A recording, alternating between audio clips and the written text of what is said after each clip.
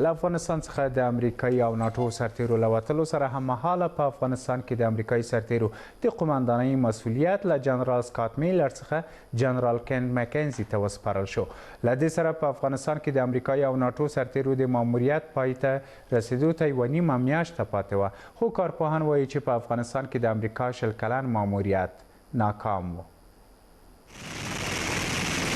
په افغانستان کې د امریکایي او ناټو سرتیرو شل کلن ماموریت د پای ته رسیدو په حال کې دی. د سپینې ماڼۍ د وروستي اعلان پر بنسټ امریکایي سرتیري به د اګست میاشتې تر پای پورې یعنې تر نږدې یوې نیمې میاشتې پورې په بشپړ ډول له افغانستان څخه ووځي. اوس له افغانستان څخه د امریکایي او ناټو ماموریت د پای په درشل کې دلته د امریکایي سرتیرو د قماندانۍ مسؤلیت له جنرال سکاټ میلر څخه جنرال کین مکنزي ته وسپارل شو. له دې سره تېره ورځ ماښام ولسمشر غني له جنرال مکنزي سره په لیدنه کې له واشنګټن سره د همکاریو د نوي څپرکي په ځانګړې توګه افغان هوایي ځواک په برخه کې د همکارۍ په اړه خبرې کړې دي.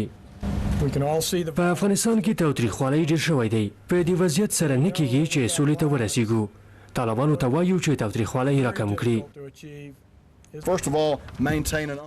له افغانستان څخه د بهرنیو سرتیرو د وتلو بهیر دوام لري او د اګست میاشتې تر پای پورې پای ته رسیږي، خو له افغان امنیتي سرتیرو به زموږ ملاتړ دوام ومومي. خو کارپوهان په دې باور دي چې په دې شرایطو کې له میلر څخه مکنزي ته د قماندانۍ مسؤلیت سپارل کوم درد نه دوا کوي او په افغانستان کې د امریکا شل کلن ماموریت ناکام و. انتقال مسئولیت از میلر به مکنزی به باور من هیچ تأثیری روی وضعیت جنگ افغانستان نخواهد داشت و واقعیت میدانی افغانستان را درش تغییر ایجاد نخواهد کرد. در مجموع مأموریت آمریکا در افغانستان طی 20 سال گذشته ناکام بوده. له دې سره امریکا په داسې یوه وضعیت کې افغانستان پرېږدي چې د افغان سولې لپاره د امریکا ځانګړی استازی تر اوسه نه دی توانېدلی د افغانستان د سولې قضیه خپلې موخې ته ورسوي او اوس اندېښنې دا دي چې د امریکا په وتلو سره به د افغانستان د سولې بیړۍ خپل مقصد ته ورسیږي یا دا چې افغانستان به یو ځل بیا له یو بل ناورین سره مخ شي. د سولې او له هیواده د امریکایي سرتیرو د وتلو په ټوله کې د ناټو سرتیرو د وتلو په هکله په لنډ بحث کې راسره مل دی د امنیتي او پوځي چارو کارپوه ښاغلی عزیز الله غزنیوال. غزنیوال صاحب ستړي مه شئ، په خیر راغلی. غزنیوال صاحب څرنګه چې خبر یاست بهرني سرتیري په ټوله کې له افغانستان څخه د وتلو په حال کې دي، خو ناامني او د ترهګرۍ پر وړاندې مبارزه نیمګړې پاتې ده او ترهګر له منځه تر اوسه هم نه دي تللي. د ستر لامل یې تاسو په څه شي کې وینئ؟ د امریکا پاتې راغلی که په خپلو موخو کې کامیابه شو؟ بسم الله الرحمن الرحیم. که موږ تاسې پرونی بحث د ناټو یا د امریکایي قواو قمندان ته ځانګړي کړو، هغو ته پام وکړو. هغه دوه مهم مسیجونه درلودو چې وسلوالو مخالفینو ته. یو همدا و چې دوی ته ورته ویل سي په واضح په زغر دی ورته ویل سي تاسې نور په جنګ له لارې جګړې له لارې نسئ کولی سئ قدرت ته ورسیږئ. ښه لار به دا وي چې تاسې سولې ته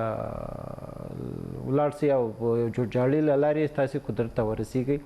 دا د دوی یو زغرنده مسیج و چې وسلوالو مخالفینو ته چې ورته ورې کړم. امریکایان په دې جګړه کې پاتې نه دي راغلي، امریکایان خپله موخه ته پکې رسېدلي دي او نه امریکایان په کې شکست خوړلی ده. امریکایانو صرف یو ماموریت تبدیل کو، یو ماموریت نظامی په ماموریت ملکی باندې یا پشتیباني باندې واړول. نو په دې اساس باندې امریکایان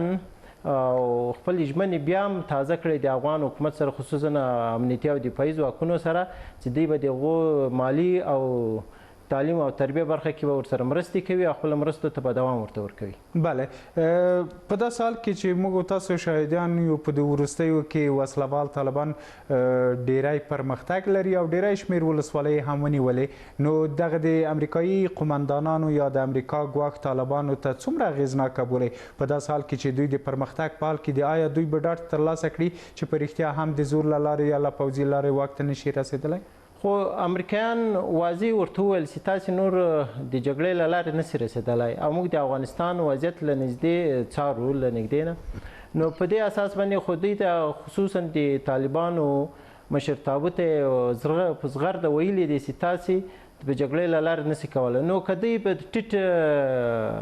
ردیف خلک سي که جګړه باندې ټینګار بله غزنوي صاحب په ډېرې بخښنې دغه ګواښونه کله چې د دوی 1.5 لک سرتیري یا 150,000 سرتیري دلته وو طالبانو بیا هم د طالبانو په وینا البته بریا ترلاسه کړې دوی ته یې ماته ورکړې ده کله چې په دغو 100 کالو کې دوی پر طالبانو برلاسي نه شول اوس څه ډول کولی شي په تشو ګواښونو سره طالبانو ته دغه ډاډ ورکړي چې تاسو د واک د زور له لارې واک ته نشئ رسېدلی خو امریکایان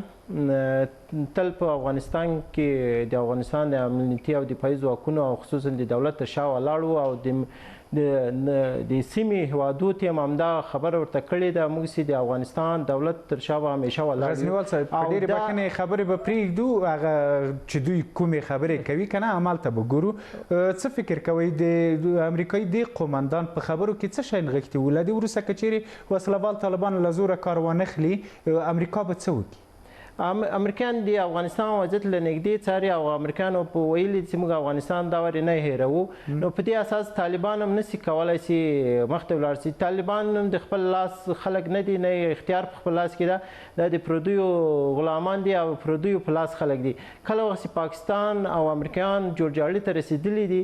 چې په دې اساس باندې همیشه پاکستان چې وغواړي په افغانستان کې سوله راسي نو طالب جنګیالي نشي کولی چې جنګ وکړي نو په دې اساس باندې امریکا او پاکستان د افغانستان په سر حل مسلې ته رسېدلي دي او افغانستان کې به سوله راځي او دا ډېر په لنډ وخت کې به دا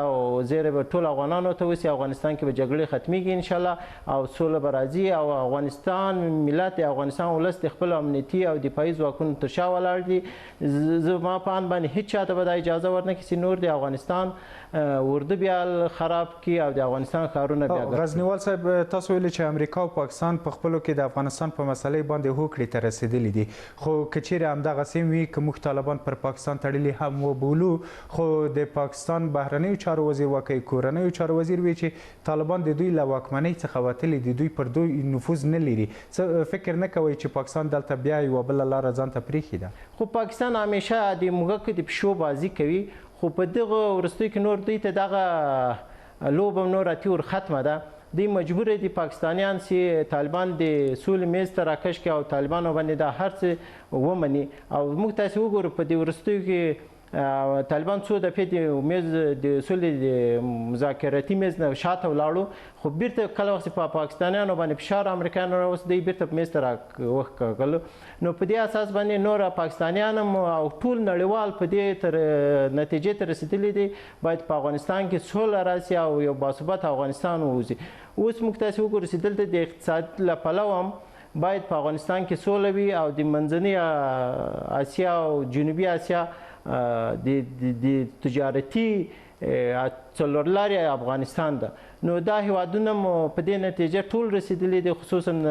نړیوال ابرقدرتونه چې باید په افغانستان کې سوله راسي افغانستان کې یو ثبات وي نور خلک له جګړې عام افغانان له جګړې نه ستړي شوي دي او امریکایان نور اتي جګړه نه غواړي چې په افغانستان کې وګرځي بله غزنیوال صاحب څنګه چې تاسو ورته اشاره درلوده دلته اوس ویل کېږي چې چین هم ځینې اقتصادي پلانونه او د سیمې د نښلېدو پلانونه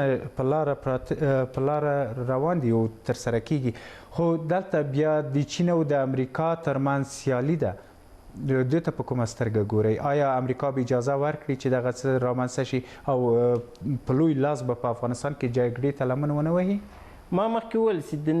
نړۍ ټول هیوادونه خصوصا ابرقدرتونه دې نتیجې ته رسېدلي چې افغانستان کې سوله راسي او باثباته افغانستان پاتې شي د دوی د ګټو په خاطر باندې نو چین هم د دوی په دغه هیوادو په دغه کې شریک ده په قطر کې نو چینایان هم په دې باندې دغه دی چې باید په افغانستان کې سوله ووسي څو چې دوی خپلې تجارتي پالیسیانې تطبیق کړي او خپلې تجارتي ګټې په لاس باندې راوړي که موږ تاسې د ورېښمو لار وګورو او نورې داسې لارې وګورو د هغه ټولې هم چینایان دې ته ضرورت لري چې په افغانستان کې سوله راسي هم روسان هم امریکایان هم جنوبي اسیا انډیا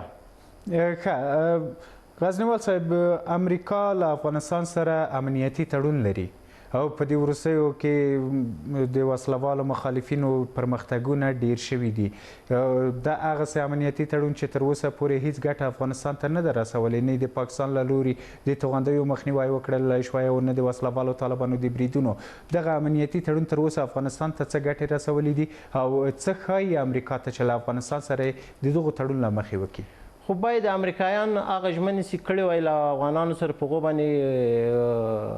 پاتې سوي وای او افغانستان جګړه یې داسې یو دغه کې نه وای پرېښي په دولارو کې. خو بیا هم پرونی خبرو د امریکایي قومندان زغرنده مسیج و یا پیغام و چې طالبان او د جګړې ټولو ښکېلو غاړو ته چې افغانستان کې جګړه نوره بس کړي او د سولې میز ته راسي او د یو جوړجاړي له لارې یو حل دغه ته ورسیږي، نتیجې ته ورسیږي. نو په دې اساس باندې نو امریکایان هم نور د جګړې طرفدار نه دي په افغانستان کې چې جګړه وکړي. نو ټول نړیوالو اجماع په دې باندې توافق کړی چې باید په افغانستان کې سوله راسي. ډېره زیاته مننه جناب غزنیوال صاحب، ژوندي اوسئ. ډېر مننه او مخې ته